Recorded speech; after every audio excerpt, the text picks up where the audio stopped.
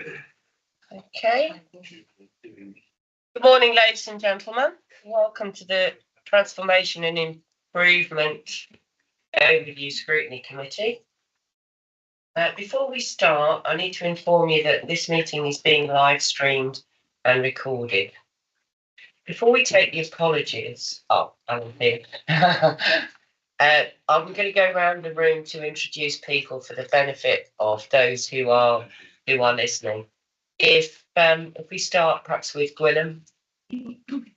Thank you, Chair. Councillor William Butler, portfolio holder for finance, corporate resources and communities. Okay, and just for clarification, Gwynam isn't actually sitting on the committee. Julian Dean, group leader for the Green Group, because there's the proposal from us on the table today. Yeah, thank you, Julian. So Julian's not on the committee either. Okay. Dan Thomas, member for Muchwell. Councillor Foregate is member for Shrewsbury. Thank you, Molly. North. Joyce Barrett, Chair of the Economy and Environment Scrutiny Committee, St Oswald. Tom Biggins, Whitchurch North. Roger Evans, Longton Division Councillor and a member of the committee.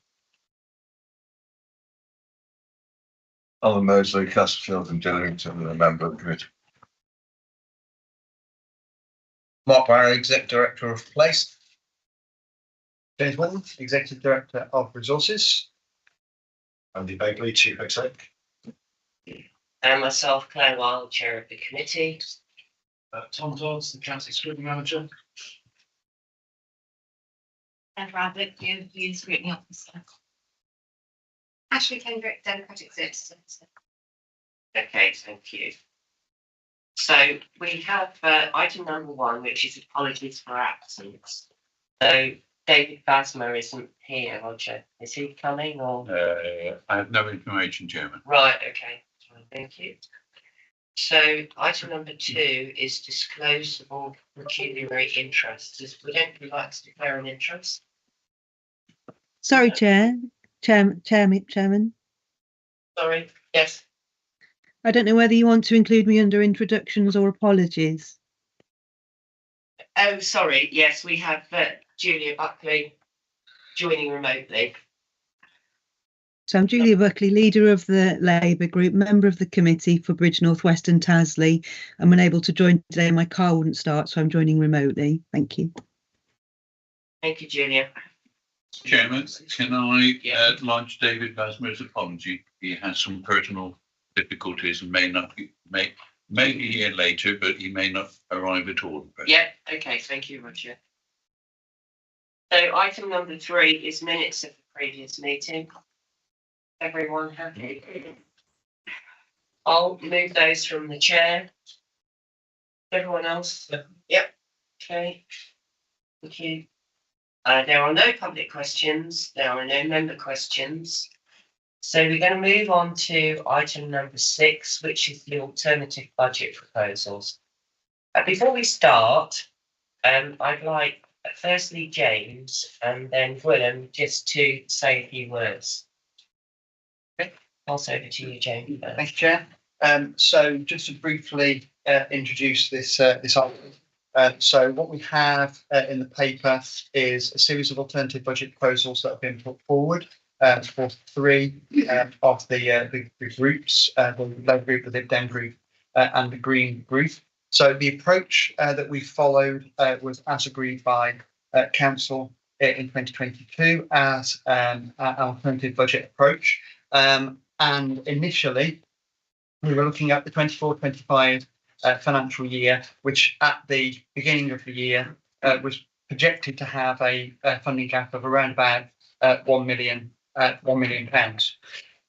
The proposals, therefore, would have been based on that scenario. However, over the current financial year, as a national position, we've seen growth in costs around adults and children's social care, and that, although it's a national issue, is being seen within Shropshire as well. We've also had the implications of things like cost of living, inflation increases across the board. That's impacted on pay awards, on contract prices, etc. So in October of this year, a paper went to Cabinet which set out an initial the initial figures around the 24-25 financial year, and at that point the gap had grown from £1 million to £23.6 million. Now at that point that gap was based on growth in relation to inflation, etc. It did not include the impacts of adults and children's social care, and that was a deliberate and transparent point that was made within the report, because at that point in time we were still working through the modelling for adults and children as to what that would look like and how that would be dealt with over a longer period of time.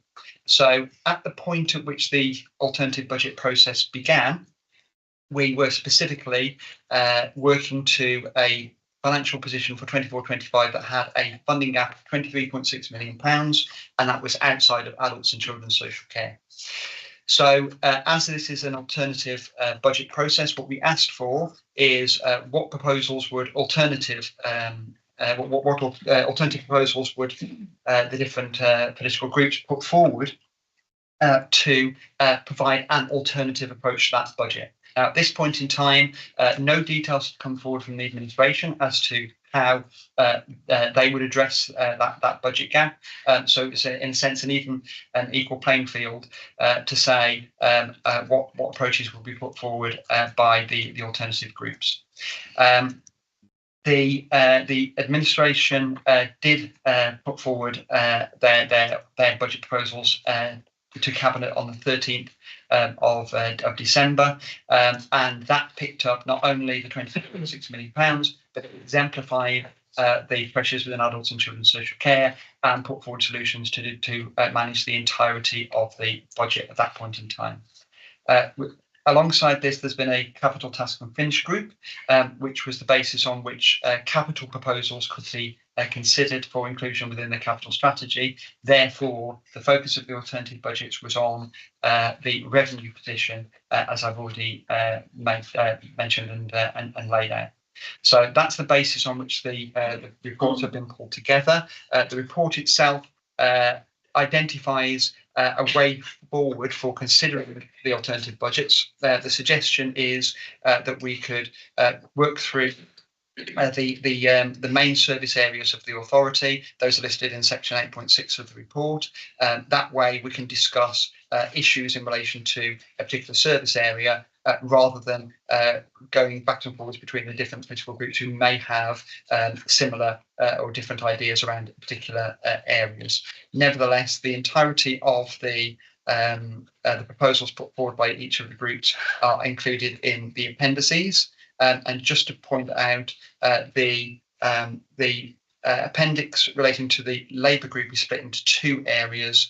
One area has been reviewed and considered to a degree by officers. The second part is included from transparency. Unfortunately, we were unable to review those proposals completely, and therefore they've been included say for transparency, but at this point in time, I can't provide any reassurance around the figures or the proposals put forward in that particular section. So I'll stop there, Chair. That's my introduction. Thank you. Okay, thank you. Graham, is there anything you'd like to say? I'm not going to repeat what James has said, but with a good overview, I think. I think the disappointment I have is we listened to the alternative budgets this time last year, and there was quite a few capital projects brought forward into that area, and that's what actually made me bring forward a midterm review of the capital strategy to enable us to actually understand any capital projects mid-year, so then we can actually understand if they are they may be goers or not, understand the revenue implications when we come this time again. So I'm disappointed to see there's a lot of capital projects in the alternative budgets where I facilitated a whole range of processes to actually stop that coming in the 11th hour. And I think the big difference for me today lead, is it's going to be very much about policy decisions rather than anything else. You either go with one set of politics and one way of doing things, or the other way, and that's what will be discussed, I believe. Thank you. Okay, thank you, Gwen. Can I ask Mark Barrett, Mark Barrett's here, Billy, would Billy like to come to the table as well and introduce himself to everybody? One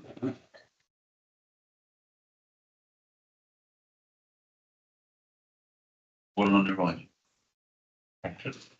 Billy Webster, Assistant Director for Transformation. Okay, thank you. I think it would be helpful to hear. So, before we start, just one thing. I asked James a question yesterday, and the question was, we have an in-year pressure, in-year overspend of just over £20 million. So if we have an in-year pressure of £20 million, we have to have the reserves to cover that. So in other words, if we've got £20 million pressure, we cannot let the reserves drop less than that £20 million. Hopefully that's a really simplistic explanation, but I think some people found that bit a little bit difficult to understand. Have I explained it simply? Yeah. Okay. Thank you. So, what I propose to do then is to ask Mark go through some of these items on this list here. The first one that I've got, and I think it's mentioned in both the budgets, is the Kia contract. And the Kia contract was actually mentioned at Fast and Shrewsbury, which is why I asked Billy to step forward. So, would you like to say anything about where we are with the Kia contract, Billy, how long it is, what work's being done? Oh, sorry, Julie, you've got your hand up. Yeah, sorry, Chair. I'm just a bit confused about the format of the meeting. So reports are presented to the meeting written by each of the leaders of the groups. The normal process is for the writer of each report to present and explain the content of the report and then to open up to debate and discussion in the room. It seems to be going the other way around. You seem to be inviting officers to comment on the proposals before we've had a chance to present and explain the rationale and the content of what we're putting forward. Okay, thank you, Julia. Well, the only alternative budget that has the possibility of balancing is actually the green alternative budget. So rather than we say we won't discuss them because they don't balance, I thought in fairness to everybody, we would go through some of the proposals to see how people felt and about what action was being taken.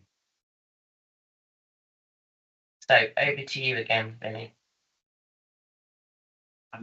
I don't have the detail of the Kia contract itself, but what we have planned is a review of our third-party spend because it's a significant proportion of our budget.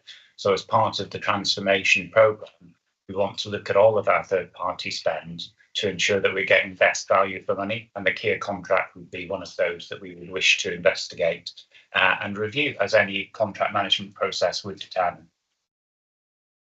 So how long has the Kia contract got to run? I'll get Mark in a minute, but how long has the Kia contract got to run? As I say, Chair, I don't have the detail. All right, okay, thank you, Billy. All right, over to Mark. Thank you, Chair. So the contract was commenced in 2018, runs until 2026.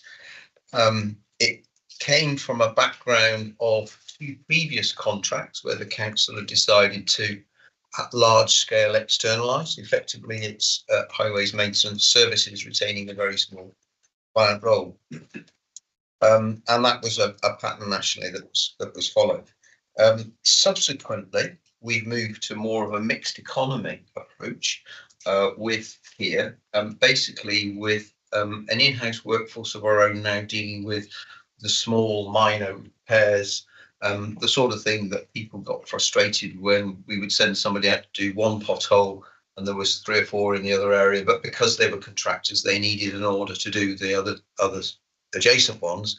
We decided having our own in-house team that could flexibly just kind of do a patch in an area, and work more flexibly with the optimal way forward. So on the back of that, we've significantly reduced the backlog of pothole requests outstanding, and the council have saved money.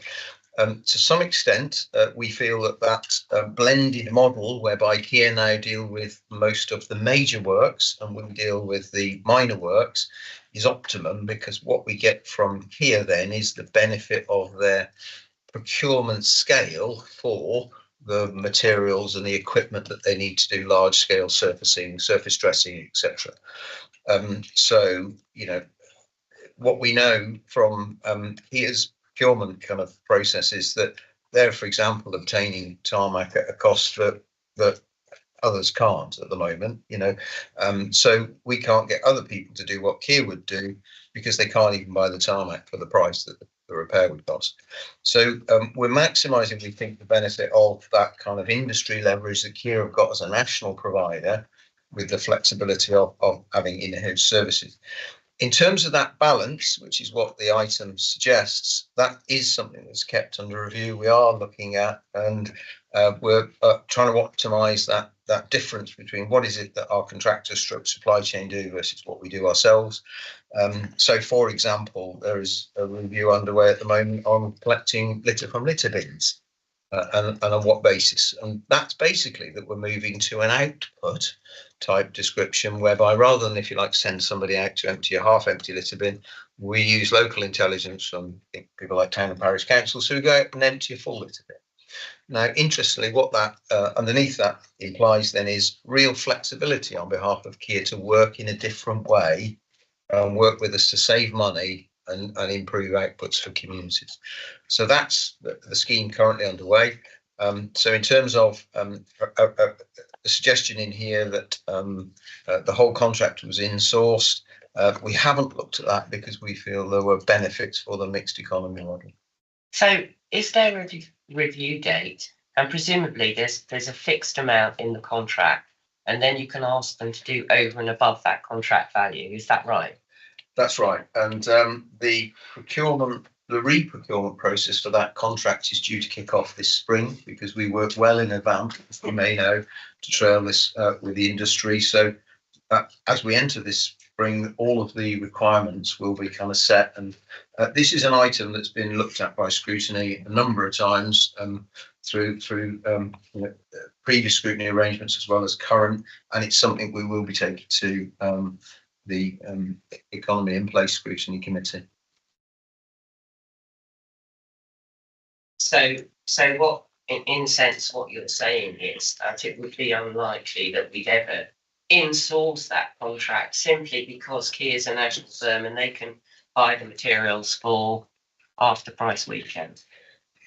Basically, yeah. There are a range of issues here. One is that, and this would apply to WSP as well as Kier, there are real shortfalls of people in certain key sectors. And to be a competitive employer, as well as to try and purchase materials at a competitive rate, we feel at the moment that if that was entirely in-house, we would struggle to achieve that. So we wouldn't get the buying power that we get from a contractor, Kier or anyone else, and we'd probably struggle to recruit all of the resources in terms of specialist people they've got on our side of the fence. So hence why that kind of blended model at the moment is what we're going to progress forward with in that re-procurement process. So sometimes when this happens, you end up employing the people that work for Kier in the first place. That's right. Well, it's common that there's a TUPE, a transfer of undertakings through protection of employment. There's a TUPE process that follows people that do transfer. That said, so if there were to be, let's say, in a review of any arrangements, a movement of staff, TUPE would apply, and we take people on at their rates. The difficulty is for everybody in this sector at the moment is there is a shortfall of good people. So therefore, pay is quite competitive, and this will be something that overlaps on a future WSP. And that's very difficult actually in terms of the way the council evaluates jobs through job evaluation. What we find is that when we insource people, it's difficult for us to offer technical people competitive salaries based on local government job evaluation schemes. So therefore you end up with shortfalls in people, and we see that in a range of technical services, and this is one. Okay, thank you. Roger, you want to ask a question? And then Julia. Thank you, Chairman. On that, it's an 8-year contract then, with no break clauses, no possibility of renegotiations, anything in it. The Shropshire Council did employ a consultant 2020 who looked at it then, and I thought at that time there were negotiations with Keir carried out which altered their contract. So in your contract, in party contract, is that no longer possible? So that contract of 2026 is as is, and there's no further negotiation possible except as a penalty, and there are no break clauses in it, because that is to me a little bit strange that you can have an 8-year contract with no break clauses in it from either side. So just to clarify, Chair, so there have been opportunities to review the contract in the past. We have, as you correctly say, Councillor Evans, renegotiated parts of the contract over time. So the most recent renegotiation in relation to litter collection is underway at the moment. We are in the process of renegotiation on things to do with grounds maintenance, grass cutting. So to be fair to Keir as our current provider, they are being very flexible and they are willing to renegotiate various aspects of the contract with us. So that has changed their contract value considerably. We will be awarding them proportionally, if you like, less than we would have originally, but from their perspective, they're able to perform at a better level on what we do commission. So we think that balance works for them. So in other words, it's also commercially beneficial both sides. So you hear the phrase win-win. We think there's a win-win in the negotiations that we've had to date. They remain flexible, and we do have the opportunity within the contract to always put propositions to them to change the specification. The bit that I was kind of, I think, flagging is that as we approach contract relet, we have an opportunity to rebaseline that contract, if you like, be really clear about what we want from a contractor, what we can provide ourselves, and will involve members in understanding what that kind of service level will be, because it's such a high profile service that affects all parts of the county. We know that all members have a view on. Okay, thank you, Roger. So, Julia. Thank you. And thank you to Mark Barrow for going into some detail on the in response to our proposals. So this is for those of you who haven't seen the alternative budget proposals. It's the first of 15 proposals that the Labour group put forward, which together provide a balanced budget. The 3 that were separated out using figures from last year rather than this year have therefore been excluded, which is why Claire is able to say that she thinks we don't provide a balanced budget. Our first proposal and request to the finance team for data and information was about insourcing the Keir contract, and we follow that up with insourcing the WSP contract and insourcing traffic management, and I guess we'll come on to that later. We asked for the data from the finance team regarding this proposal, and we were quite surprised to be told that the Keir contract, should we bring them in-house, would only bring 5 staff. So we've asterisked that, we put a star against that in the proposal because we query that figure. This is the largest value contract that Shropshire Council pays out in the value of in the region of £18 million. And we're employing 5 members of staff. So they're either paid several £1,000,000 each, or there are considerably more staff involved in delivering that service. And perhaps they are subcontractors, perhaps they are what you're calling the supply chain. And it would be really helpful if Mark Barrow could explain, please, the real answer to our question, which is how many employees are employed to fulfil the highways contract that Shropshire Council currently pay to Keir. and what is the value of that? And if that involves multiple subcontracts, could that be explained in detail? Because this is where Labour feel that there is a lack of value for money.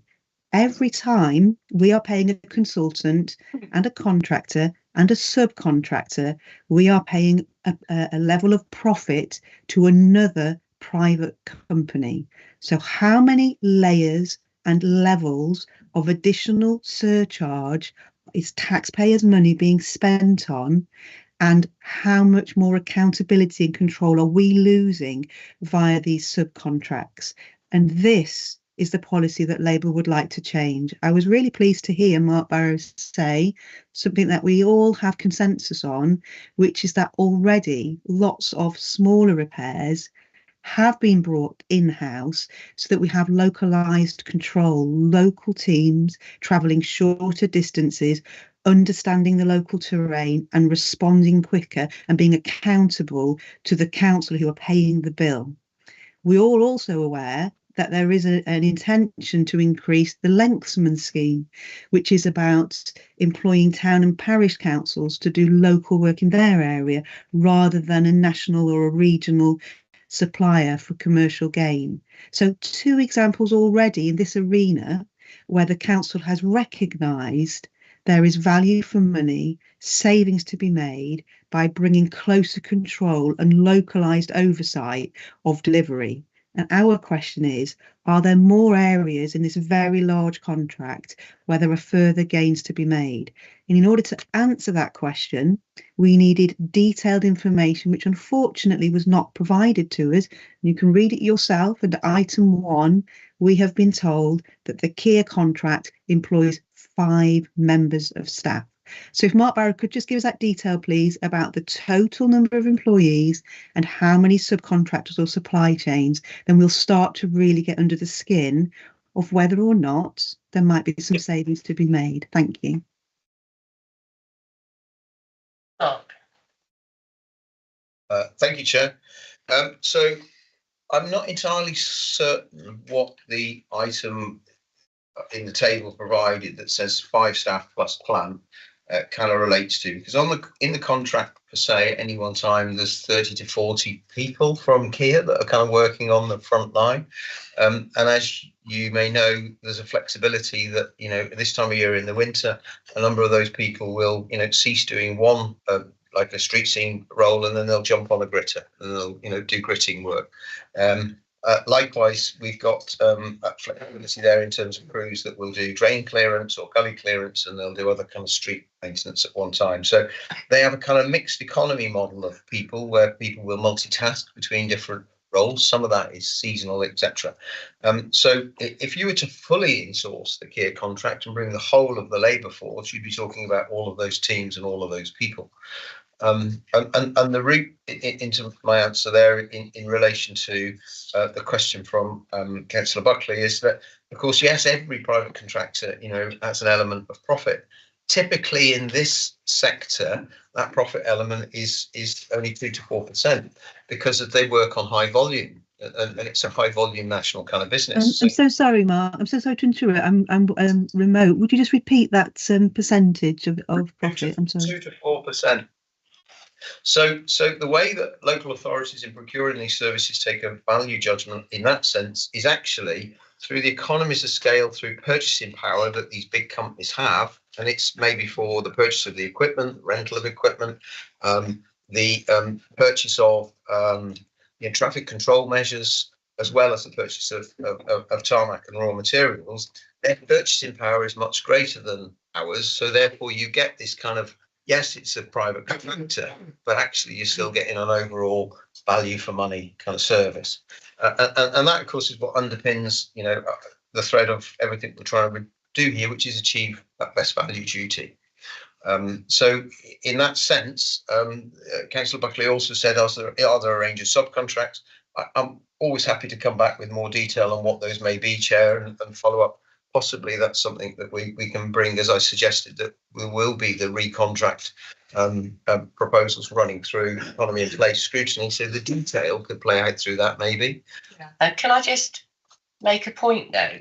I think The value of the contract is what? How many millions of pounds? Well, it depends because, of course, there's capital work through. Yeah, So, as you know, but- you've supported a capital programme of 40 million over the last 3 years. And then there's, ongoing, annual works, which are broadly in the 15 million pounds category. Okay, so the point I'm making is that we set out our contract conditions. We put it out to tender and somebody contracts for that work. I don't believe that it's normal in private practice when you let out a contract for 15 million to actually then ask how many people are actually involved in the contract, because you're letting the contract. So in some ways, I think the question, you can't answer that question. I think if you want an answer to the question, you probably have to go to Kia and ask them for a breakdown. And quite honestly, if I was Kia, I wouldn't give you that information because it's commercially confidential. So I'm going to park that there, I think, Julia. Have you got anything to add, Ben? Because I want to bring Julian in. Just very briefly, just for clarity, the information that was requested through the finance team was specifically around the cost benefit that might be achieved through the insourcing of the contract, as kind of previously described. I think that there is a risk that we start to enter into all sorts of other considerations around the overall operation of the contract. I think that the simple response to it is that clearly on a contract of that scale, the proper processes were gone through during the period of procurement for the contract. The proper processes continue to be engaged upon during the management of the contract. I think I think there's a suggestion that potentially a significant level of saving could be taken through simply insourcing. I think as Mark's indicated, and looking at the feedback I received from Andy Wild, who provided the data around the five that Councillor Buckley is referring to, the 5 staff. Mark's indicated quite clearly that the level of, if you like, profit that's being taken into the Kia contract is extremely limited, and that that's where the cost element arising from just kind of the insourcing is also, or the benefit arising from it is fairly limited. My understanding from Andy Wild's comments as the service lead is that the 5 staff are effectively responsible for the management of the core contract. So exactly as you're saying, Chair, the Kia would probably be unlikely both to wish to divulge the full extent of the staff involved in that, but equally they will have staff engaged in a number of different teams across a number of different contracts. It could actually be incredibly difficult to actually isolate that data because, and as Mark has said, it goes across revenue and capital. It goes across a number of different teams working at different points in different places. So the 5 that's been provided there is based on excellent information, as far as I'm concerned, from Andy Wild, who's the head of the service. And I think that reflects, if I try to clarify the point being raised by Councillor Buckley, is simply it's no more than the core team responsible for the management of the contract. And there's then subcontracting and other teams that work within that. Sorry, a bit of a lengthy response, but I hope that clarifies. Okay, thank you. Did you want to come back, Julia? And then I'm going to go to Julian. Yes, I do. So I think that we're all reaching a point of agreement, which is that all the different responses are saying the same thing, that the complete and total teams delivering the work of the Kia contract is significantly more than 5, and that these are made up of subcontractors. It's interesting to hear Ben J say that the proper processes were entered into during procurement and management of the Kia contract, because Billy Webster and the team from the transformation team have said quite the opposite, that actually they're looking at the Kia contracts as a place to find considerable savings, and that the council needs to look at putting in much stronger contract management so that we get better accountability and control of the contract. The fact that nobody in this room knows how many people are employed or is able to state how many subcontractors is incredibly worrying. As a £15 million annual contract, we ought to, as the contracting commissioning body, we ought to have a thorough understanding of who is doing what, how many people are employed. We ought to have reassurances about their working conditions, and we ought to have reassurances about what tasks are being fulfilled. If we're not able to have oversight of how and what is being delivered for 15 million, then that's incredibly worrying. And it's yet another reason why, if this piece of work were brought in-house, the council would have not just oversight, but control of quality, control of cost, and a thorough understanding. I find it incredible, and thank you for educating me, and I'm really glad this is a public forum, that the director of place has stated on the record that the Kia company are making a 2% profit on a £15 million contract. That is incredible. The two things today that are most incredible are that 5 employees are delivering a £15 million piece of work, and that a company called Kia are delivering that work for a profit of 2%. And I would really like that to be noted in the minutes today as public information provided by the most senior officer in place. Julian, I think, hold on a minute, I'm chairing the meeting. I think, Julie, you've completely missed the point. It is a totally commercial contract. Kia's contract information is completely confidential. I'm going to stop you there. I've got Dean who wants to say something, also the leader, if you'd like to come forward. Dean can do it. Dean. Thank you very much, Chair. I thought it would be helpful, as I previously had the portfolio for highways when we introduced the mixed economy. Firstly, to come on to what Mark said about the profit margins. Mark was talking in general terms about the industry average profit margins being in the 2 to 4% bracket. He didn't at any point say that Kia were making a 2% profit on this contract, Councillor Buckley, as I suspect you know because you're a very intelligent woman. What I did actually want to say was to address the point of how can we not know how many staff are employed in contracts and subcontracts? Well, it will change from day to day, from week to week, from month to month, from year to year, depending on what pieces of work are being done at what given time.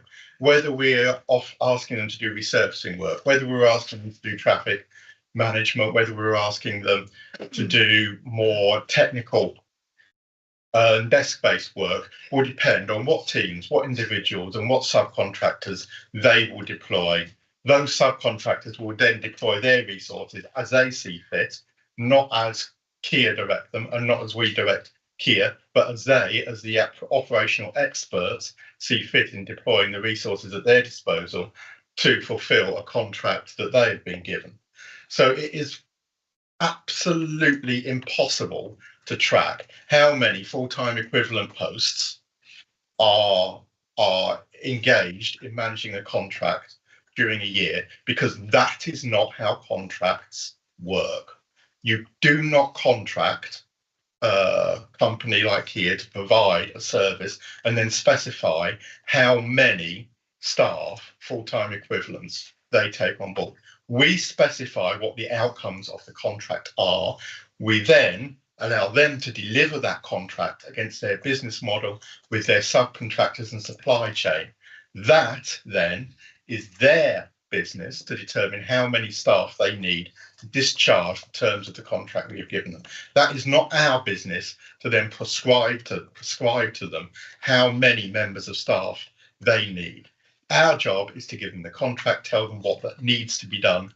They do it as they operationally see fit. That is how contracts of this scale and of this manner work up and down the country. Okay, thank you. Ben, is it going to be very brief? Because I think we're going to run out of time here. Sorry, just to correct a point that was made, it is not true to say that Billy's statement and my own statement were in contradiction. It is the case that proper management allows the continual search for improvements in efficiency and economy. And some of what Billy was referring to was the opportunity to review the quantum value of the contract, which is another way of reducing the overall cost. So just to correct that misunderstanding, Billy and I are working absolutely on the same page around this. Both of our approaches are completely consistent. Okay, thank you, Ben. I knew there would be. Right. Julian, have you got anything you'd like to say? Or Well, thank you very much. I haven't actually indicated, but I'm happy to. I do have a it's just that your proposal sort of went over everything, really. So comment on this one first. I mean, I mean, first of all, I think the difficulty is, in a way, is trying to shoehorn a very sensible proposal to try and consider the whole insourcing issue within a budget proposal. And quite clearly, the direction of travel now is that people recognise that a lot of the privatisation and outsourcing chickens are coming home to roost, whether brought through by governments of both colours over the previous decades, and that we need to have a look at the opportunities that might exist. And it's not just about money; it's about quality, it's about social value, it's about community wealth building, it's about decarbonisation. All of those issues mean that we should be looking at insourcing, but perhaps doing it by way of a budget proposal within 2 months of the budget meeting is perhaps not the best way to do it. But I do think it's something that the council ought to be taken seriously. If you want me to come on to our proposal, I can do that. well, so your proposal basically is about reducing our carbon footprint across the whole of our procurement. So it covers everything, really. So I was being generous. Okay, thank you. Before we go on to that, could I just make a comment? Let Julian finish, and then I'll. Well, no, I'm happy to come back to our proposal separately. If you. I didn't. Yeah. Okay. Okay. All right. Alan. Well, I'm referring to this insourcing controversy, and you will know because you were at the meeting. We had a meeting with PricewaterhouseCoopers and the task and finish scenario that's set up, and we'll be looking at the meeting later today.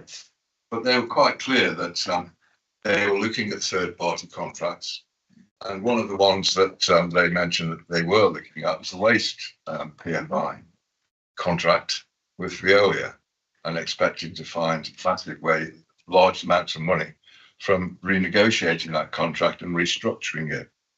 But one of the points that they made during that discussion was that some of the contracts that we got were not fit for purpose in their view, because we had not, when they were drawn up, we had not had the expertise within the authority to get the best out of that contracting scenario. I just asked Mark if he's confident that there aren't areas of this KIA or the WSP contract that if they've been negotiated with people who are more accustomed to this type of work, contracts and negotiations in the legal as well as the practical sense, there wouldn't have been a better product at the end of the day. Okay, Mark, would you like to? Yes, thank you for that. The language we use is, are we an intelligent client? Are we in control of the contract and in control of the demand and the outcomes so that we get the best out of the contractors? Interestingly, we've kind of strengthened our capacity in recent years in that sense in relation to the KIA contract. And as I said earlier, we've moved to a mixed economy that's brought some of those resources back in-house for that very reason, so that we can be the best client that we can. I think going back to previous contracts, we were probably on the very light side. There's been numerous audits looking at value for money, etc., and various challenges came from members in that sense. But I think we've got the balance right. To underline that, just to give you reassurance, so since that review that Councillor Evans referred to earlier in 2020, we've saved 1.4 million a year in those costs through all of that kind of renegotiation and reworking those management arrangements, and we've reduced our backlog of potholes by 75%. So we now have a static base of kind of revolving requests where they get dealt with. So our performance has increased considerably. We deliver now much better value for money. And my reassurance to you is I think we get much better value for money out of our contractors through being a better client. So we think that we've got that balance right at the moment. in relation to care. You also mentioned, Councillor Mosley, about WSP, and I'll go on to that, Chair, but that's actually something we've been doing, and we've brought some WSP people back in-house as well for that very same reason. Okay, thank you. Billy, you want to say something? Yes, I just wanted to correct a couple of observations, because it wasn't my intention to specifically comment on the gear contract at the beginning. It was merely to say that effective procurement and contract management needs to be reviewed as part of any transformation programme, and that our intention is to look at every contract. We haven't looked specifically at gear contract as yet, and so I couldn't possibly have commented on the validity or the contract management arrangements currently going on. Also, the tap and finish group that took place last week, I don't recall our colleagues at PwC making a statement specifically, that was just relayed.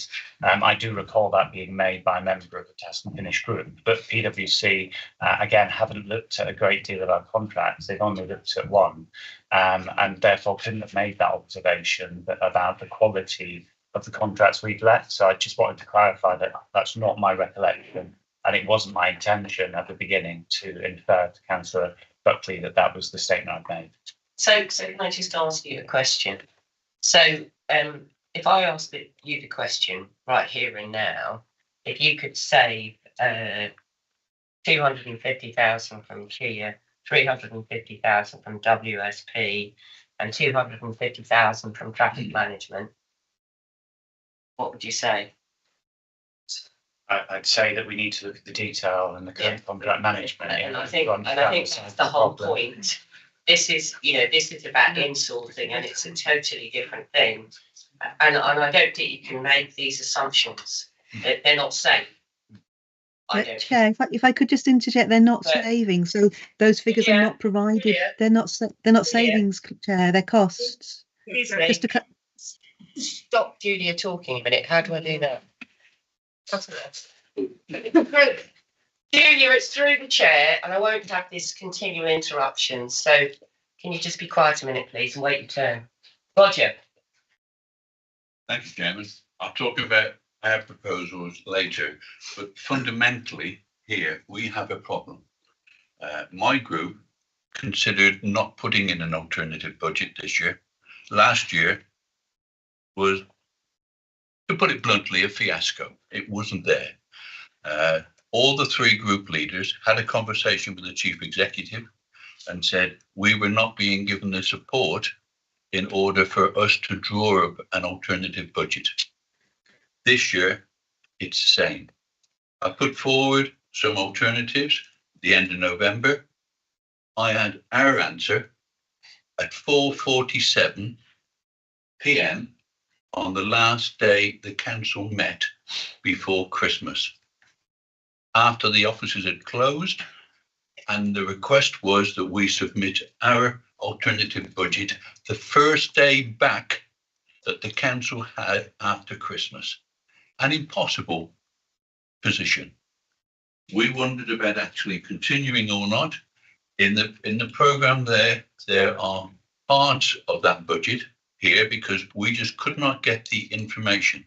Some of the information that's supplied, and it's what and I'm not criticising the finance department at all, because they worked whatever, they can only produce the information that they are fed.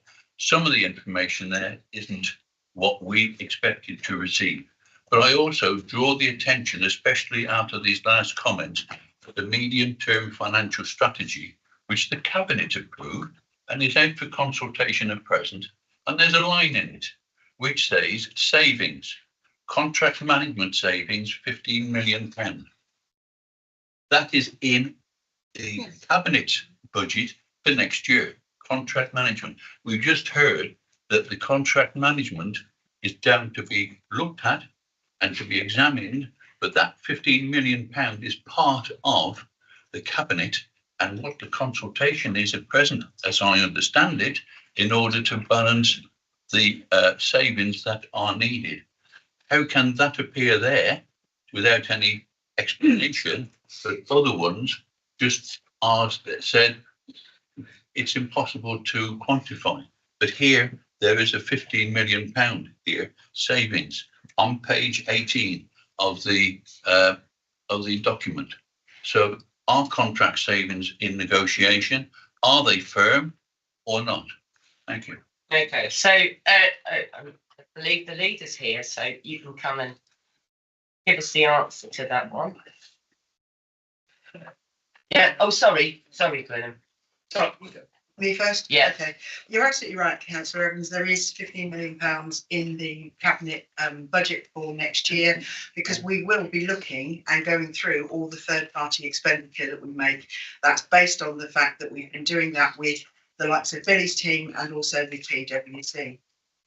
The one point I want to make, and I wanted to make this at the beginning, but I know this is not my committee, so I keep hearing that group leaders are not getting the support from the staff to provide the information in the alternative budgets. The information that I have seen in the alternative budgets this week, and I, like everybody else, saw them on whatever morning it was, Monday morning. There is absolutely nothing to stop you having these conversations with officers from last April. You could have asked for that information. If you're talking about insourcing a care contractor, you're talking about, putting skips outside housing estates, you could ask for that information in April. You don't have to wait until you're told what budget you are looking to fill, because they are policy ideas. I really take a huge umbrage at constant sniping at the officers for not providing you with the information. 12 months or 18 months ago, Cabinet members and a group of the Conservatives decided that it would be a good idea, because it's good practice, to give you the opportunity of putting forward an alternative budget. I really thought that this year the alternative budgets would be an excellent opportunity for all three groups to show the public of Shropshire what you would do if you were in charge. Because let's face it, you keep telling me you're going to be. So it'd be a really, really good opportunity for you to show the residents of Shropshire what you would do to close that budget gap. Actually, what you would do to close half a budget gap, because you're only being asked to close the 23.6 at the time. And what do I see? I see a Liberal Democrat alternative budget that actually increases the gap and then covers it with reserves. I see a Labour budget that actually is based on, well, I struggle to understand a lot of it. In fact, at one point, I think we're adding 20 million, taking away 20 million on hope value. Somebody, I think, wants to insource every single care worker in the county. I mean, that is laughable. The Conservatives have to deal with this today. We are in charge and we have to deal with it, and deal with it we will. But I will not put up with the staff being harangued and being bad-mouthed because you don't believe you have the support. The only budget actually that I'm willing to even look at going forward is that of the Greens. So forgive the interruption, but I am not going to have the staff constantly bad-mouthed by your ineptitude to produce what actually is a very simple process. Thank you. Thank you. Right, William. I'm not going to repeat what Leslie said, because I think she said exactly what I was thinking in a lot of ways. Cabinet will be aware of this, that I've been pretty strong that when we pass the budget in February or early March, it's not, oh, well, that's that done, time off now. We start straight away looking at the following budget. And I think EMT will agree with that. We started straight away in dealing with it. We don't wait till October, November, December. It's not like the old days. This is live and this is what we have to do. The other comments I would like to make, and I think it's also best value for council taxpayers. So if we insource all these people, in the private sector, pension contributions are between 3 to 6% on average from the employer. That's what you get. So it'd be quite nice to take all these people into house and pay them 17% pension contributions. And I wonder what our taxpayers would think of that, and how would that affect the actual money left for outcomes or best value. Thank you, Chair. Okay, thank you. Okay, Right. James. Just very quickly, I just think I need to just to clarify in relation to the point that was made by Councillor Evans around the timescales. The deadlines that were set out within the report that Council agreed in September 22 requested that, in line with what's been said, the proposal should be put forward by the 24th of November. It was in early December that officers instigated a discussion with the group leaders on the basis that no information had come forward at that point in time, and so we were basically on catch up. And it was only through the efforts of staff across the authority that was enabled us to get the report out before Christmas, which then at least gave a period over the Christmas period for the group leaders to review the information that they had provided. But I just needed to clarify that point. Okay, thank you. Right, I'm going to ask Mark Barrow a question now. So, because I'm very conscious of time, the next two things on the list are the WSP contract and the insourcing traffic management contract. We've had a long discussion about Kia. Would you say that what you said about Kia is exactly the same for the WSP and the traffic management? I mean, are there any differences? That's the point. No, Chair, I don't think they are. I think what you see in lines 1, 2, and 3 are simply an estimate of, if we weren't managing the contract, what would the savings be from the people that are not managing the contract? Actually, if that's different to, there's a lot of other people in the services doing delivery work. So all you've got here are, if you like, contract management savings, if that makes sense. But so in that sense, the rest of the principles all hold. Okay, thank you. So I'm going to move on now. So item number 7 on this list is to create more adult care homes. There's no money attached to that, and it's a capital project. Sorry, capital project, yeah. So and the same for the children's care homes. So that doesn't really fall in within the discussions here today. Item number 9, which I don't think can't see any funding attached to that, is create insulation retrofitting capacity within the council. Have you got any comments to make on that, Mark? I see, or James, or both of you, because there's no figures attached to that. You want to go first, Mark? Chair, yeah. I mean, from my perspective, we have a team of people within Adrian Cooper's team focused on carbon reduction, and we also have people within the housing service looking at homes. You remember those initiatives that have been reported before. The model that best exists here is procuring from the market, because there, in a market management sense, you talk about imperfect and perfect markets. There is a lot of competition in that space. There's a lot of people that provide it. Therefore, we get very competitive solutions. The only annex to that I would add is that I know Harpreet Rayet, as MD of Star, is looking at a programme for all of our Star stock at the moment, and he's working out what best could be done by their workforce versus buying from the market. So I think that's within the family of Shropshire Services. So just to flag that. This item also points to Cornovi Developments Limited. What Cornovi Developments Limited are doing is building to the highest possible standards, and they've in their pipeline actually got carbon zero housing. So you build it carbon zero rather than have any kind of specialist additions to it. So we're doing quite a lot in that space already and getting the best of the market. I just want to ask you another question, Mark. So I know that there's a lot of companies offering free insulation and free air source pumps, and there's government grants, and I know I've had about 6 leaflets through my door, and one of the questions that I've had quite a few phone calls, they've rung me up and they basically asked, and I've told them to phone up the Warmer Homes Department as to which ones are actually genuine and which ones aren't. You know, I think that's another thing that's going on. So Dean wanted to speak, Julia wants to speak, and Julia wants to speak. Jean, if you want to come up and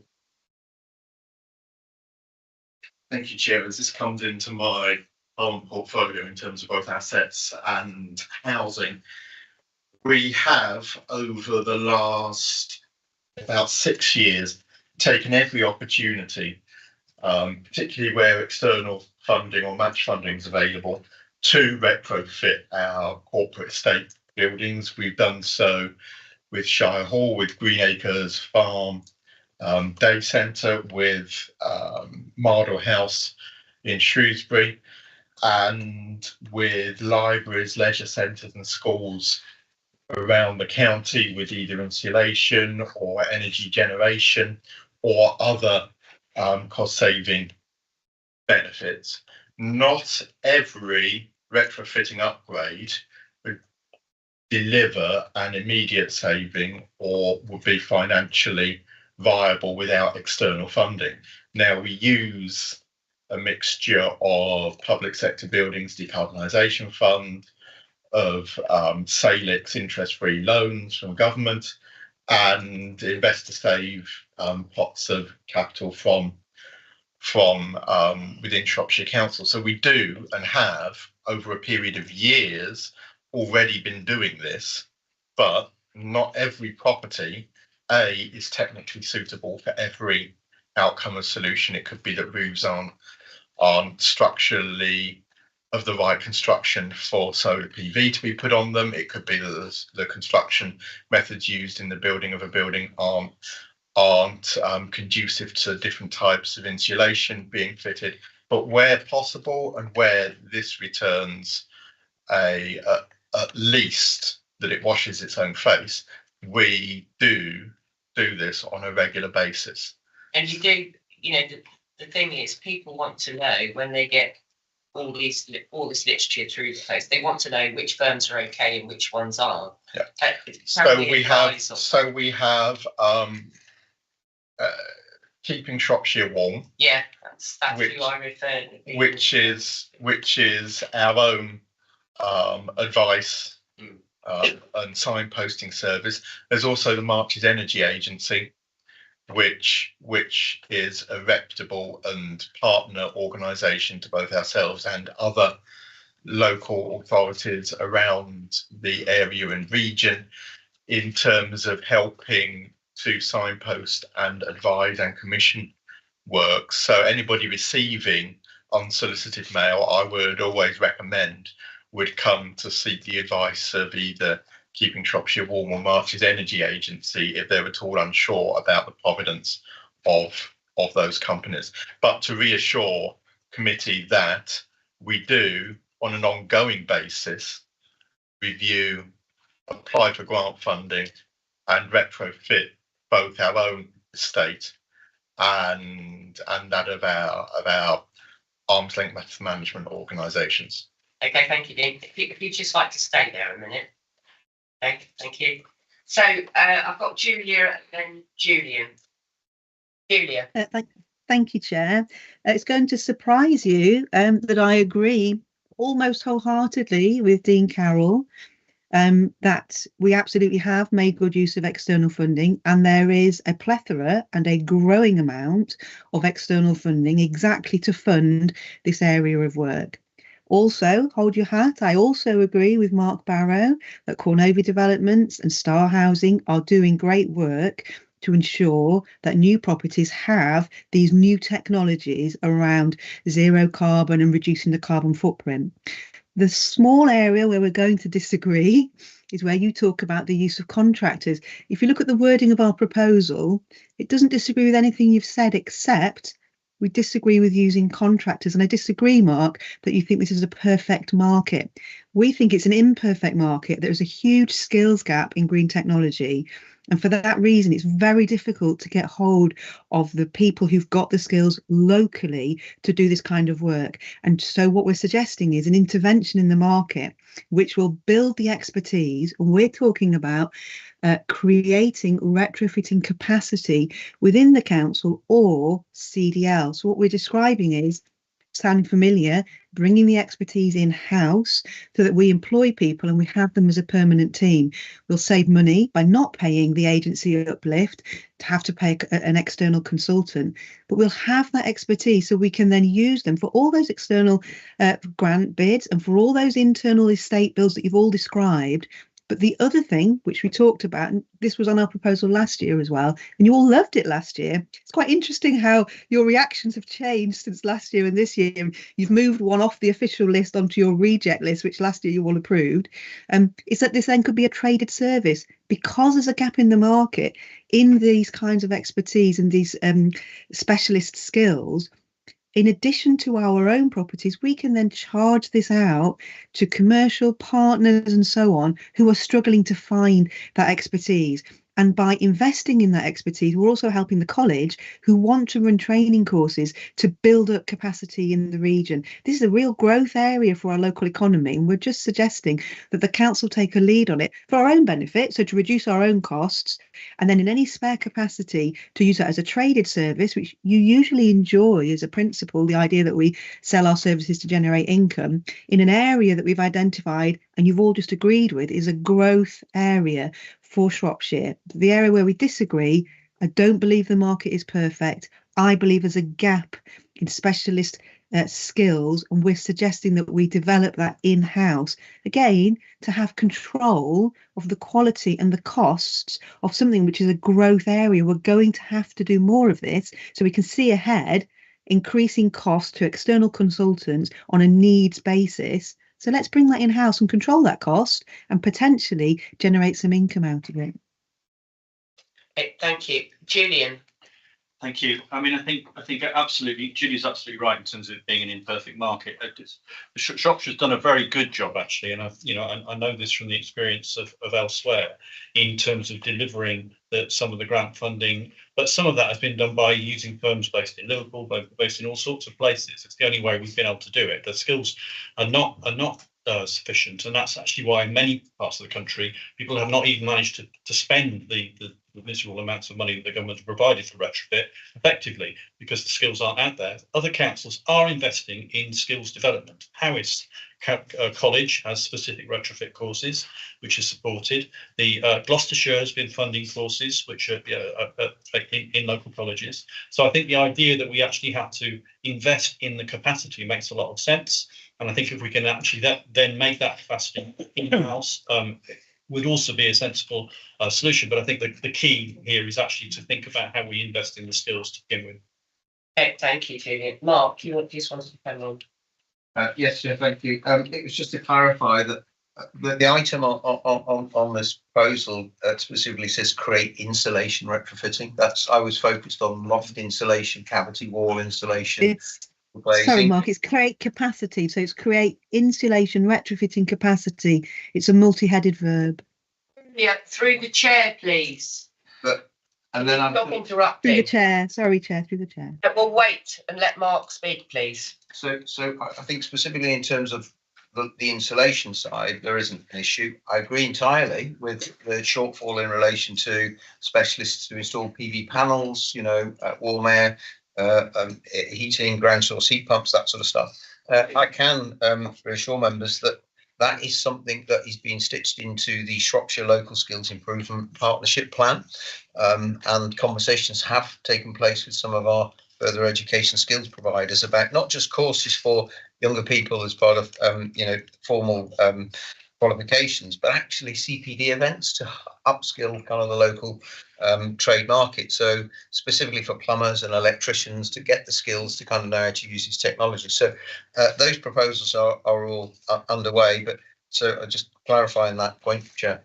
Okay, thank you. Dean, you wanted to say something. Yes, thank you. In terms of skill shortage, it's something that we've spoken about before, actually at quite some length, both in Cabinet and in Scrutiny committees and through task and finish groups. It's not a local or even a national shortage. It's actually a global shortage of those skills. I do believe that Shrewsbury Colleges Group actually offers some of those courses, but they have struggled to get the student numbers. They struggled to get people actually enrolling on those courses. Now, we have worked and are continuing to work to try and provide social housing specific skills. Skills. I suppose I can use a term that almost Julia would quite appreciate. Cooperative. One of our major social landlords has a very successful green apprenticeships program, and we have been talking to them and other RSLs in the area about how we can bring together the combined mass of the social housing spend and social housing market in Shropshire to improve upon and to benefit from that initial expertise that they've been gaining. So I wouldn't like anyone to think that this is a static situation or that nothing is being done in that world. But as Councillor Buckley said, that perhaps some other councils may be further down the road in terms of developing a traded service offer. And one thing we know about traded services is that you meet a niche in the market that nobody else is meeting, and there are some where we've been able to do that very successfully, and there are others where perhaps we have to recognise in that case that if other nearby authorities are that more further down the road, that perhaps we work with them rather than try to reinvent the wheel. Okay, thank you. Julie, you want to say something? Thank you, Chair. Just to build on Dean Carroll's point, I really appreciate your comments there, Dean. You know, on some of these topics, there is quite a large amount of consensus, isn't there? It's just a question of the best way to deliver that. And I was just touching on your point there about neighbouring authorities. You know, I see the leader was in the room briefly, and we've now signed that new strategic agreement, haven't we, with the cross-border Monmouthshire, Herefordshire and so on. And some of these ideas could perhaps be pursued through those cross-authority partnerships where we've got 4 or 5 authorities together to find out if there is one authority that's leading, or if that would give us that wider, call it purchasing power if you like, that would give us some certainty around the value of us investing and therefore trading in a service with a more of a guaranteed market. Okay, thank you, Julia. Just for clarity, the leader and deputy leader have been here the whole time, as has the chief executive. Okay. Very quickly, Dean, because I want to move on. I just wanted to say that discussion that Councillor Buckley's asked for within the Marches for partnership is already taking place. Okay, thank you. So the next item. So I just want to ask James a question here. So James, if you add 20 and 20, you make 40, and you take 20 away, that leaves you with 20, does it? Can you just in the mic confirm that? Yes. Okay, thank you. So we're back to this old chestnut about the Northwest Relief Road. So if we cancel the Northwest Relief Road, the capital funding associated with it will be put into the revenue budget. So roughly speaking, 20 and 20 is 40. I don't think that the government would give us the £20 million back in a million years, but if they did, we'd still be left with a £20 million shortfall. And I say that because I think the Labour alternative budget is predicated on some maths that I don't understand relating to the Northwest Relief Road. I don't intend to have a huge debate on this, but I will just go back to James for clarification and ask him, is the Labour alternative budget balanced?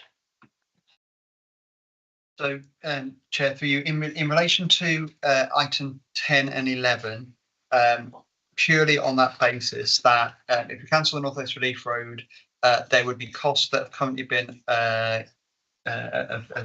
spent.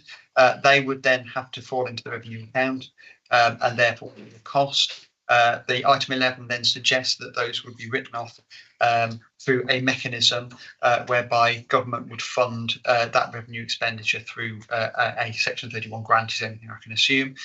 So in theory, that could be possible, but I'm not aware of any other mechanism by which that can happen. Yeah, okay. So I don't want to go into a huge debate about the North West Relief Road, Julia, but you've got your hand up, so if you'd like to say something. Thank you, Chair. So just to concur with James, this is not 20 add 20. If you look at the detail, it's 20 minus 20. So again, the finance officers have populated those figures on our behalf. So they have populated that their view is that it adds 20 million, our choice to delete the road, but they have accepted our proposal. Alternative proposal is that if we are running the council, you have to imagine a different future, a point in the future of a different world. If we are delivering this budget, that means we are running the council. That means this is in the future. And we would write to the government of that day. I personally believe that might be a slightly different colour to the current government. So a future Shropshire Council is writing to a new government, asking them for an exemption for a previous project under a Conservative government and a Conservative council. And we will be asking them to exempt us. So in other words, to write this off as a capital cost, not a revenue, despite not delivering a road.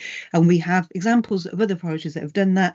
And James Walton today and at the previous cabinet confirmed that that is not impossible. That is entirely at the whim of the government, and they have done that before. So it's well documented in the final two columns by your finance officers. They've made quite a lot of comment there about how they believe that's high risk and leads to, in their view, reputational damage. I find that to be quite a political comment because from my party, we see reputational damage to going ahead to the road. So they're just two alternative approaches. We have very different views about the road and we would take very different approaches. But if our approach were successful, the £20 million revenue burden will be written off as capital, which is why 20 minus 20 brings us back to zero. Thank you. Okay. Can I just remind Julia that we have a Conservative administration here at Shropshire Council until May 25 at least, and there is a Conservative government. So I don't know if you believe in time travel, but you can't go forwards and backwards in time and come up with the answers that you want. So I'm going to leave it there, I think, because time is short, and carry on. So, Roger, thank you for your patience. This week we've got a few things I think that you have asked questions about. So the first one I wanted to get out of the way really was Can I make a comment at the start, Chairman? Yeah. At the start of the meeting, and you'll see that there's some capital in errors, and also in the previous ones, and there's a reference made about a capital task and finish group that looked at the capital budget.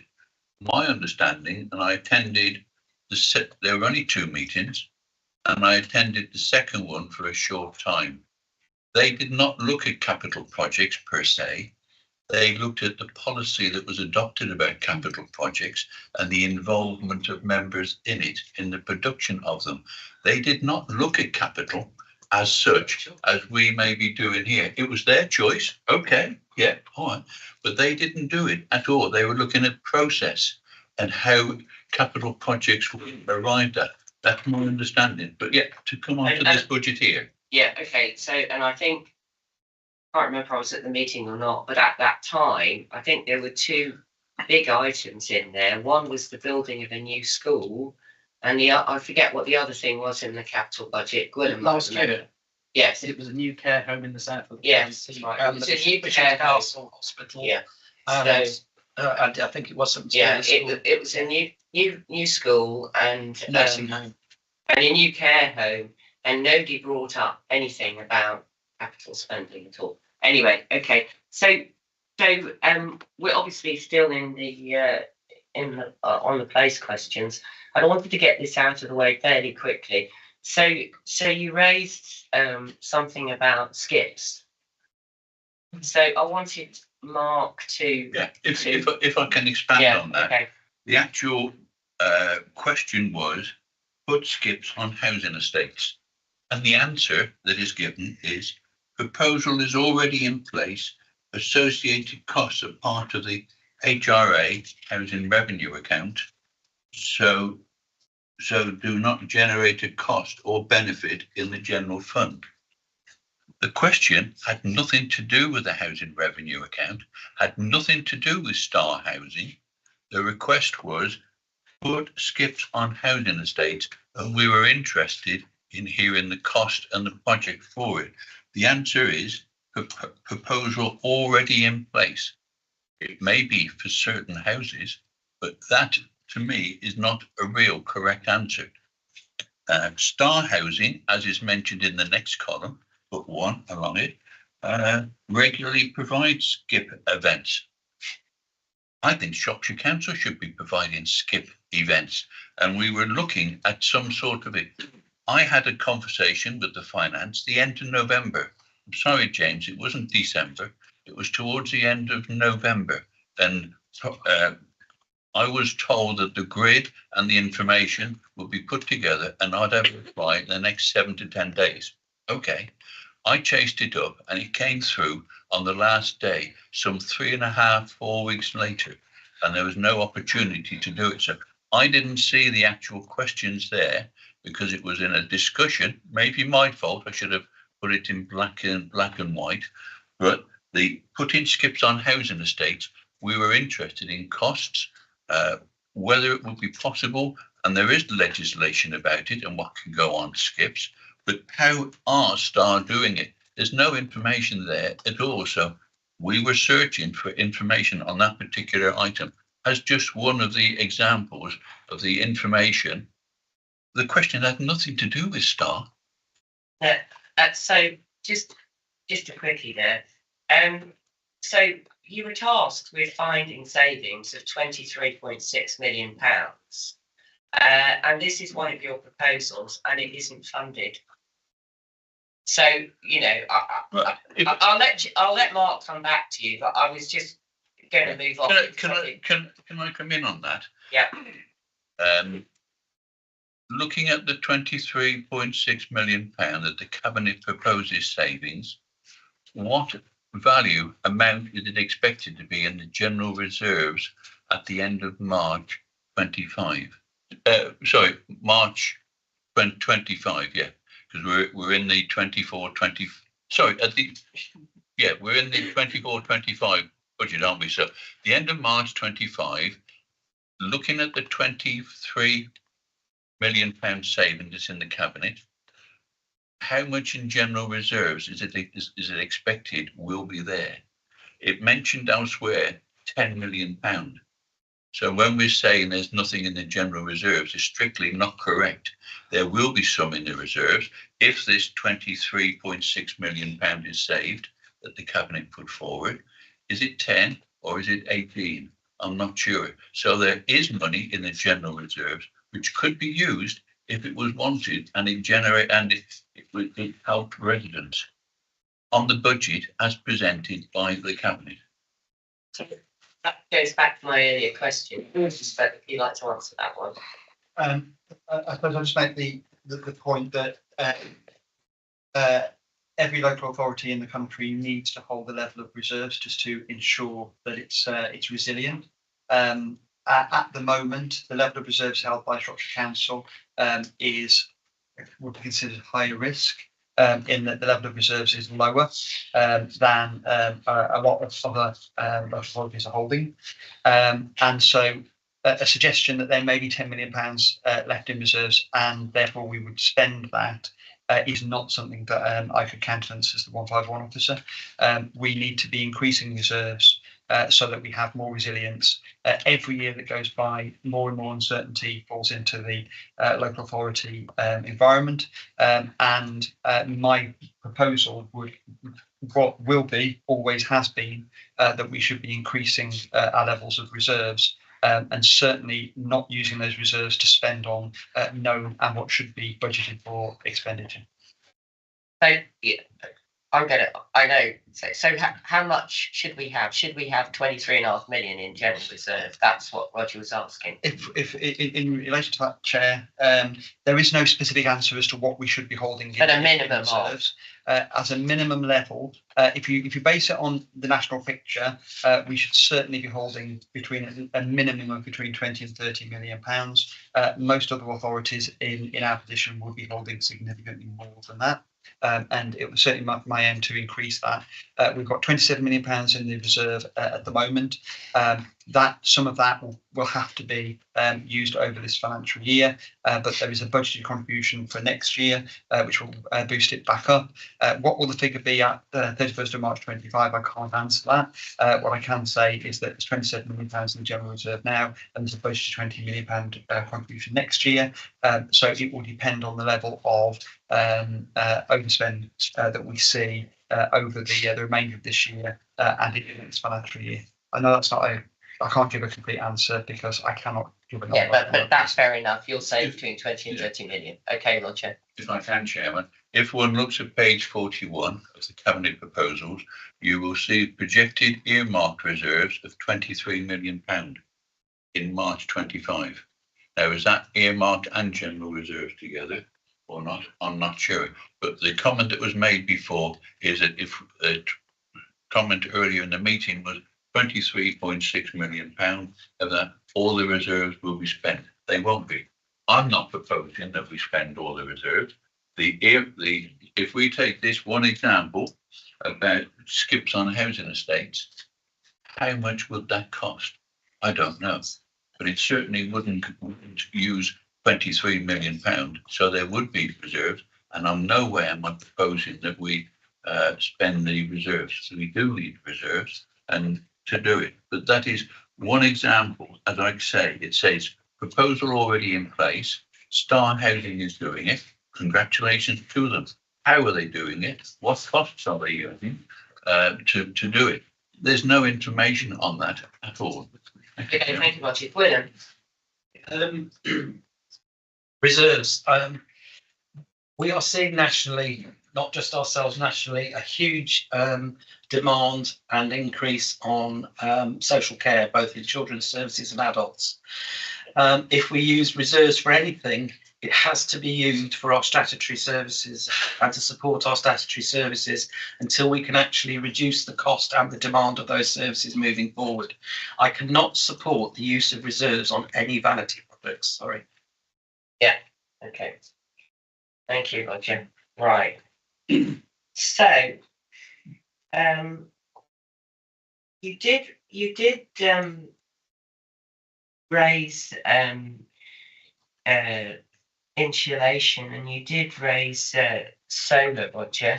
We have actually discussed those in the round already. Have you got anything you wish to? What this is, Chairman, is solar on council buildings, and also further up, there's offering residents loans to insulate their homes. So I picked up in the earlier discussion, we're only putting solar panels in on council buildings where we can get grants. There was a reference about Salex and interest-free loans for that, similar to what we are doing with the lighting. That is possible there if we wanted to, and it would provide future income or future reduction in costs in the revenue if it was done. So has that investigation been done using Salex or others, or are we only looking for grants? And then if one goes up above, offering residents loans to insulate their homes, it says it is possible, and it says in there, currently have no capital or revenue funds available to set up and operate such a scheme. However, the council is continuing to research potential models for this approach. Okay. But have we looked at Salix? Have we looked at there? Because if we're looking at really reaching carbon neutral by the appropriate time, we should be helping those who are less able to provide those insulation in their homes. So therefore, I'm looking to help those in any way we can. Are we prepared to investigate that at all? Okay, so Dean, would you like to come up and answer some questions? I have to presume that if there's 100% grants available, the council will have already gone after them, but So can I correct a misunderstanding that Councillor Evans has from what I said earlier? Yeah. What I said was, where economically feasible, where projects wash their own face, where they don't, we look for funding. And I mentioned the public sector buildings decarbonisation fund. I mentioned Salix loan funding. I mentioned Investor Save. Where projects do provide an immediate return or reduction, we will and do look at those through commercial investment. I have not said that we will only look at projects where we can get grant funding. I said where the projects don't stack up commercially, we then look at grant funding to enable them to. Is that clear? yeah. Are you? Yes. I think we have a social responsibility to help, especially residents who are not possible to do it. And if we've got the available for funds, providing we're not spendthrift and we do have reserves for it, we should be looking to assist them, to help them reduce their costs, because there is a cost of living problem throughout the country, and we should be trying to help them. As well as Shropshire Council, it is there. We're looking for grants. If we can help them, then okay, let us try and investigate it. Is it happening? Okay, so Gwilym, I think, wants to. Yeah, Come in I there. just want to perhaps reiterate that where in a wonderful world, I don't disagree with what Roger's saying. It would be lovely to do, but all his proposals are actually going to, they go to 23 million, I think it is, which is roughly the total amount of our reserves. So if we were to do all these lovely vanity projects and things which make everybody's life happy, which I'd love to do, this organisation would have zero reserves on the 31st of March 2025. Now, SIPFA are saying we should have between 20-30 million minimum, or 3 to 5%. So, as where I understand the ethos, it'd be lovely to do, but this is not an alternative budget. This is a wish list. And we're not facing the facts here of how difficult it is and the hard decisions we need to make. Okay, thank you. If I can, Chairman, can I explain how we're spending £23.6 million spending all the reserves that Gwilym refers to? I can't see £23.6 million that I'm. And how is that 24.7 million arrived at? Because if you look above it, there's 1,500,000. Plus the overspend we've got this year. Yeah. The 23.6 is fully funded by the cabinet. No, it's not. No. I've said if the cabinet delivers it, the October NT start point is a 23.6, and in the cabinet report, as I understand it, that 23.6 is found. Am I right or not? No, hold on a minute, Roger. Everyone needs to take their turn here. So, you were charged with finding £23.6 million. Okay? That's what you were charged with doing. That gap is now approaching, or is over, it's 51 million, I think. So you were charged with finding £23.6 million. And I have not disturbed that £23.6 million that is in the cabinet budget. What I am doing here is increasing that, and the cabinet, and I don't know how they've done it, because there is just one line in the budget which says it, mitigating, and we'll be looking at that more in the following days, what that actually means about mitigating and the place directorate, and we're looking at that to see how they are saving it. Contract savings, £15 million, it says. We'll be asking questions about that, where that actually means. But we, in this budget, assumes that £23.6 million in the cabinet budget will be achieved, and all this is making a little bit of difference to those residents who need the help.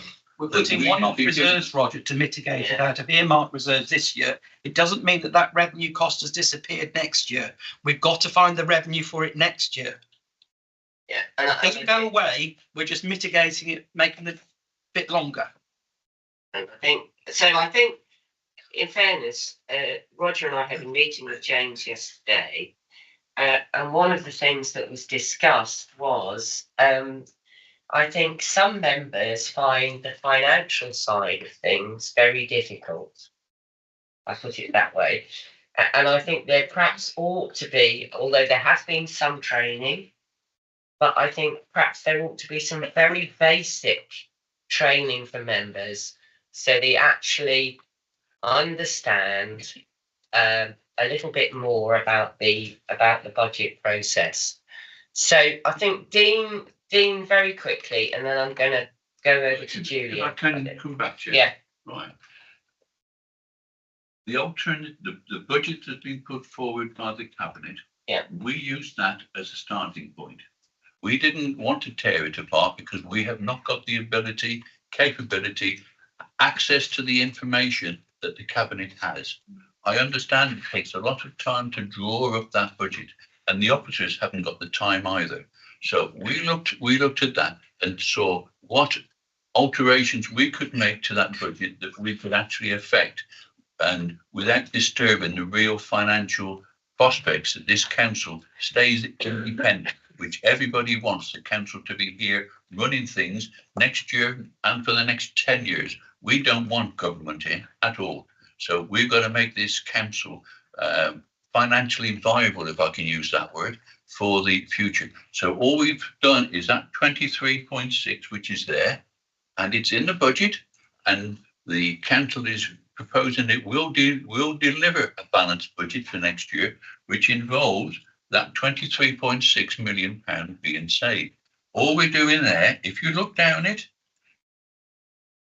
is altering that a little bit by altering a little bit of the reserves to try and help residents. And there's £1 million saving there, discontinue the proposed civic hub, if one looks. But yeah, but if you look at there's a 500,000 for the residents, there's 100,000 install solar panels, and that's it. The assumed use of reserves 24.7. I'm not sure how that figure is arrived at. I assume it's adding that to the 23.6. Yeah, so basically, Roger, I think I understand. Yeah, they've added totally, amounts. not totally. Yeah. And I could do with some training. Okay, we could all, because finances of local government is very, very hard. There are professionals there to advise us. So yeah, we all need more information. But to say I'm going to spend all the reserves next year is total fallacy. And I really object to that, because that's why I came back to James and said, what is the projected general reserves in the cabinet's budget for next year? And all that spent is just a little bit amount of that, because I want this council to be there in 10 years' time. Okay, so the leader's asked to speak. So if you could just come up and swap with Dean, and then that's it. Then I'm going to come back there and say what I said just now. There is a £23.6 million budget gap that you three group leaders have been asked to find. Well, two things really. I look forward to the 100% support of the Liberal Democrat group when it comes to the budget, because obviously you've accepted the 23,600,000. The point is, Roger, you are spending reserves to cover the whole amount. Because what I was expecting you to do, the same way that Julian has done so, is to say there is a £23.6 million gap. How do we fill that gap? You haven't done that. You've actually added 4 or 5 other things and made it worse. So you have spent all the reserves, because if we accepted your alternative budget, we would use all the reserves. What I was expecting to see from you was a reduction of 23.6 million in services. But that's difficult, isn't it? It's really hard because it involves making really difficult decisions. And none of you want to do that, because at the moment you don't have to. Julian, to be fair, the Greens have actually looked at it and said, actually, we believe you could do this if you did this. What both yourself and the Labour group have done is basically come up with a wish list, and it doesn't fill that budget gap at all. The worrying thing is it doesn't even fill half of the budget gap. But you absolutely have spent all of the reserves, Roger, if we go down the route of your budget. Because you cannot just say, oh, well, we accept what you're doing for the 23.6 and then vote against the budget in February. But you will. Okay, so Last time, Chairman, I'm not sure whether we will be supporting the budget in February when it goes to council. We have no details. That is what the Task and Finish group is doing this afternoon and will be doing in the next 2 or 3 sessions, is looking at the budget and looking at it. We've got the adult services coming this afternoon. We've got children's services coming in the near future, and then we've got the police directorate coming in the near future. We'll be looking at it there to try and understand what is in the budget, because the information that's in the budget is not sufficient for us to make a full judgment. And because of that, that's why this budget is there, because we do not know what the cabinet savings, this £23.6 million involved. There is very, very little detail in the actual budget that went to the cabinet a fortnight ago and is out for consultation. thank you. So I think Julia's got her hand up. Julia. Yes, thank you. I do want to correct the record. Labour's total budget, you've only discussed Appendix 1 so far, which is the first 12 of our proposals. We have 15 in total. Finance team separated them into 2 pages. The first page where they have populated with figures for this year. The second page where they've used figures from previous years or one figure they hadn't seen. And so they've not commented on that. But when you take those 2 together, as the figures show, it delivers a balanced budget with us taking only 8 million out of reserves, because we offer 3 things with quite large savings. So I just want to get that clarity on the record. I put my hand up a few times because, again, Chair, I'm not really clear about the format of the meeting. I wasn't sure whether you're going to allow us to discuss the second appendix at some point, but then I heard you talk about we're discussing the place ones together, and perhaps we'll talk about social care separately. So I'm assuming we'll get that opportunity at some point today, Chair. I don't intend to take your second appendix, Julia, because it's not funded. So you'll have to take that up with Cabinet next week, I think.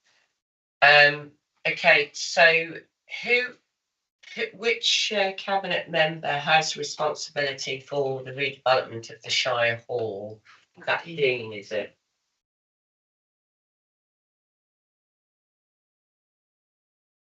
I don't intend to spend too much time on this one. I think does this come under you, Mark, as well? Okay. My understanding is that I think when Clive Wright was chief exec, there were costings done, and the repairs to the Shirehall then, before runaway inflation, was about 35 million. So I think these figures really, Roger, are unrealistic, but I'm going to defer firstly to Mark and then to Dean for comments on that, really. Thank you, Chair. Going back to the report that you referred to, I think in 2018-19, there was an internal refurbishment cost of at least £24 million. But then on top of that, there was external costs, and there were replacement boilers and all the rest of it. So the figure was actually getting well over 40 million at the time. So in addition to that, in terms of analysing the space, there was this issue, and the phrase that came out of it was that the technical parts of the building are failing quite significantly. So, for example, no one makes any parts to the boiler anymore. We have to kind of get them specially made, those kind of things. So it was the end of its serviceable life.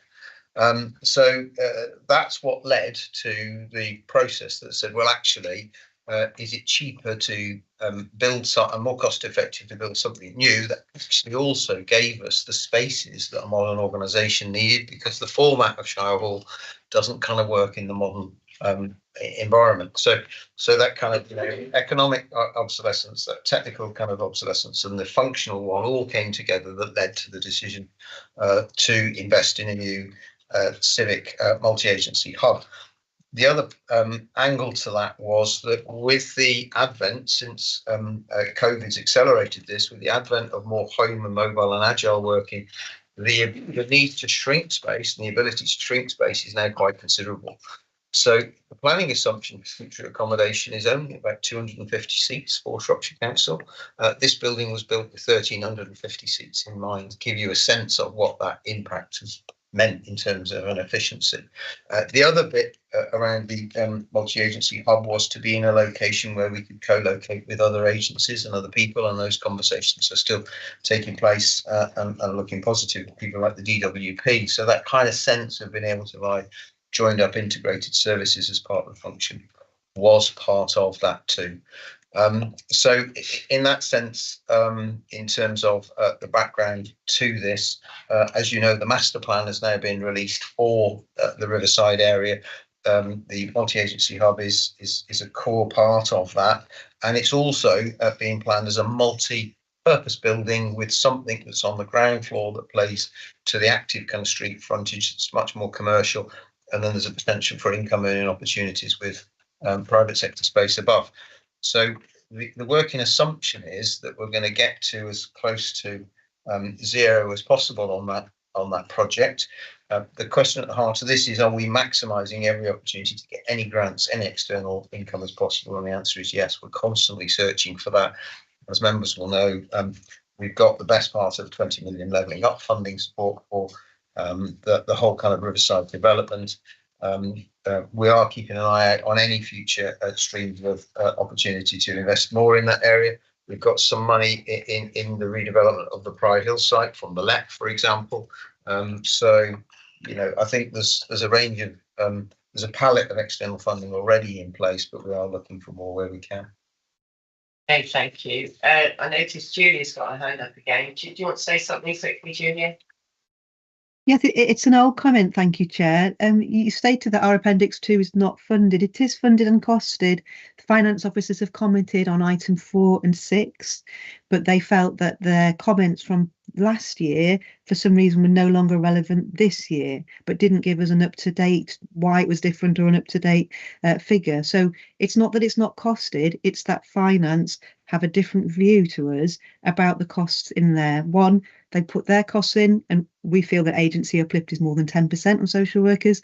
And secondly, we put the cost in from last year, and they haven't told us why it's different, but they removed it from this year's budget. So all our budget is costed. It's just that there are some discrepancies between ourselves and the finance team, two of which were already agreed previously. So I just want that clarity on the record, thank you. And my disappointment that you've chosen not to allow us to discuss some excellent policies which deliver quite significant savings. And I think it's a shame that you're not open to hearing how we could save the council £11 million.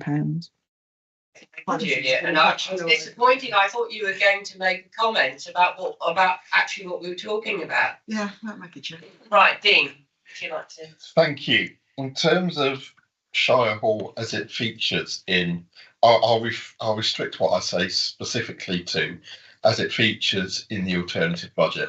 Now, the figures in the alternative budget, I assume by the column they're in, are intended to be revenue and not capital, because I can't foresee how anybody would think that £1 and £2 million would be refurbishment costs for Shirehall. So I'll take it that those figures are revenue, and I'll also take what Councillor Evans said earlier about funding refurbishment of Shirehall through the sale of the proposed civic hub site in the Riverside. Now, I presume that that's what you meant in the just a yes or no.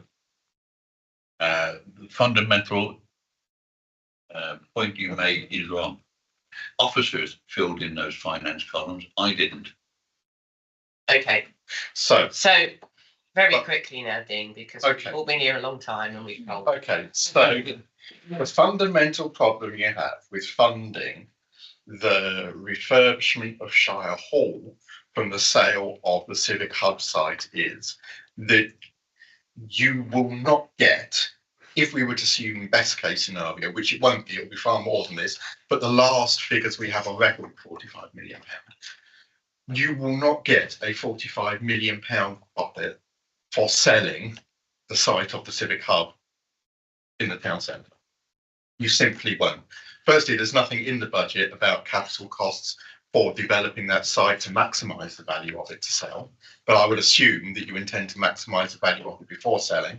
But even in that scenario, you will not make £45 million profit on selling that one component of the Riverside redevelopment.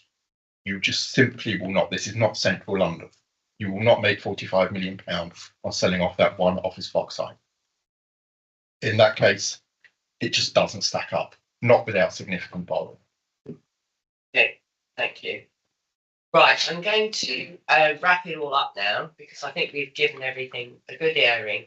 Yes, I was going to let Julian speak, and I'm going to then move a recommendation. Thank you. I mean, a couple of general comments before I come on to our specific proposal. I think yes, we were tasked with looking at covering the funding gap, but alternative budgets aren't just about that. They are about principles. They are about ways of how the council should work. So I think it's a bit unreasonable to keep repeating that point. It's quite legitimate for groups to come forward with, you know, hopefully revenue neutral proposals which are about how to deliver services in line with our values. So I just wanted to make that point.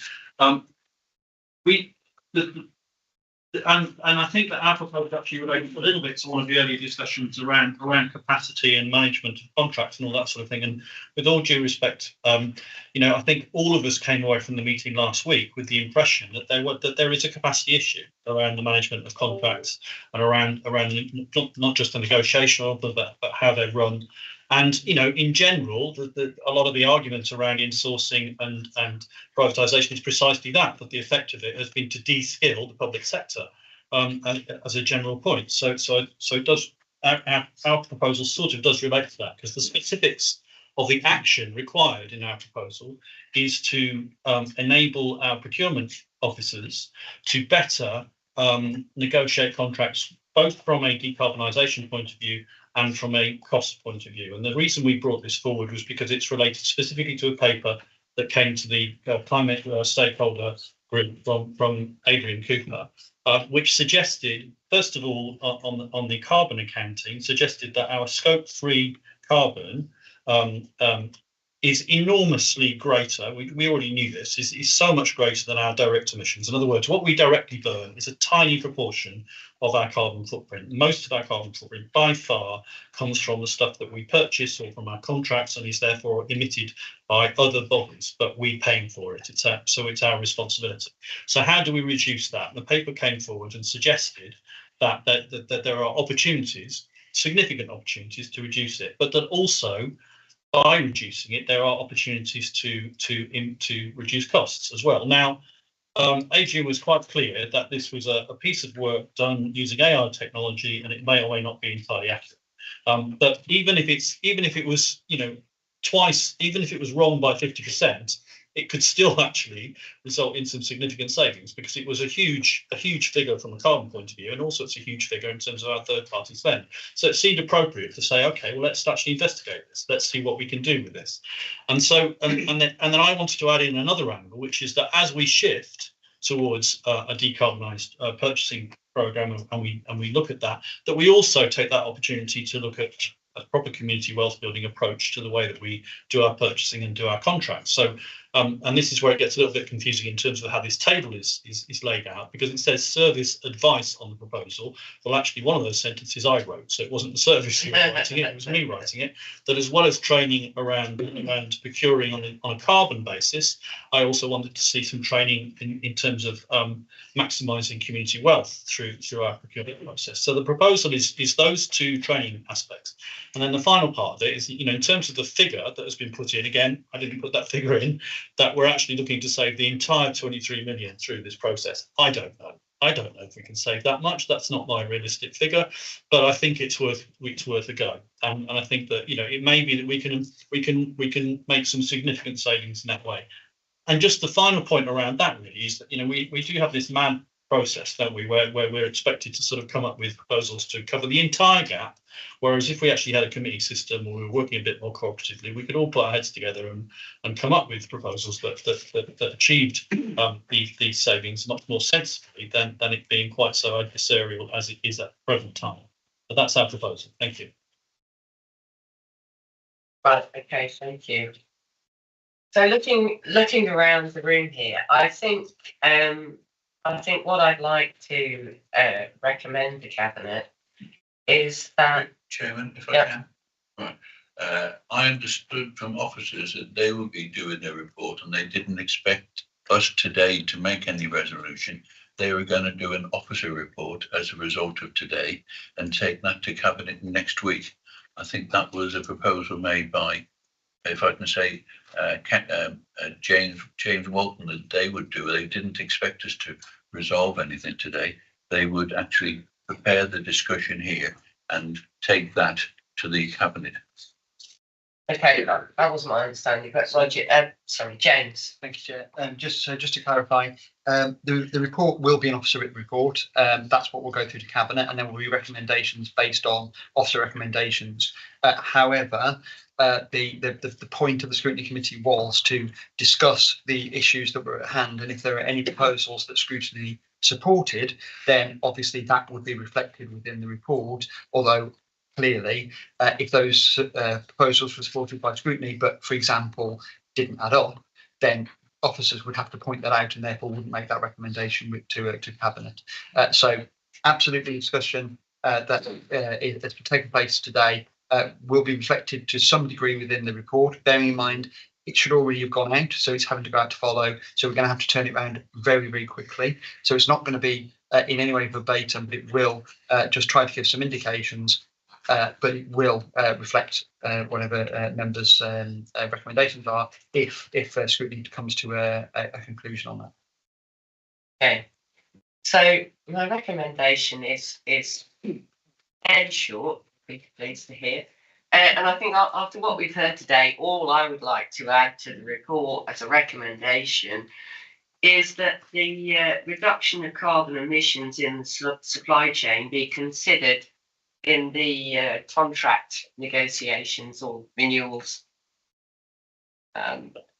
Because, you know, and I think that's a sentiment shared by everybody.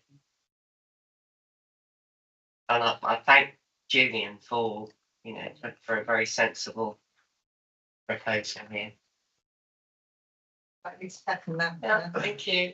Is everyone happy with that? That assumes, presumably, talk to Mark about this, that they're not currently taken account of in contract negotiations. Because in the third party contract negotiations, you want all aspects of the contract to be reviewed with a view to value for money, relevance of service, quality of service, as has been explained in our insourcing recommendations. So it's just a matter of course that everything is taken into account in terms of any contract negotiations, including per se the point that Julian's making already.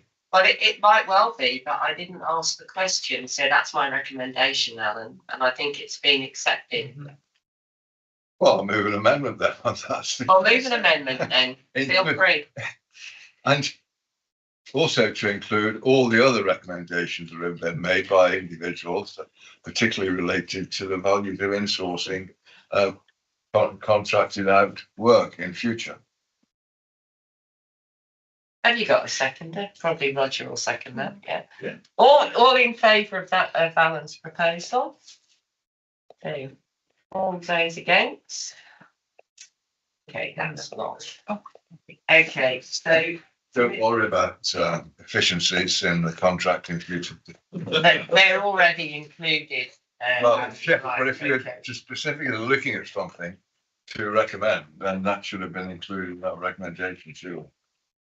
So moving on, item number 7 is the work programme. Do I have any other proposals to add to the work programme? I think we've had a couple of sessions on that, and I think we've got everything we need in there. Everyone content? Yeah.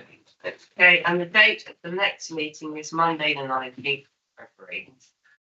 So, have you apologised?